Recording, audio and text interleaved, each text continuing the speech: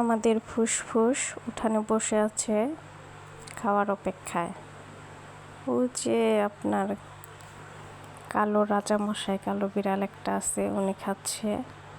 উনি খাওয়া অবস্থায় আবার ফুসফুসকে যেতে দেয় না। ফুসফুস ওনাকে দেখে অনেক ভয় পায়। ফুসফুস দেখছে সে চলে যাচ্ছে নাকি খাওয়া, ভেবেছে চলে যাবে, তাই একটু আগিয়ে গেছে। না, চলে যাচ্ছে না, সে ফেরত চলে আসলো। ফুসফুস ভয়ে দৌড়ে যাচ্ছে। এদিকে আমাদের ব্ল্যাক ক্যাট রাজা, উনি আমাদের বাড়ি পরিদর্শন করছে, রাউন্ড দিচ্ছে। দেখুন কিভাবে।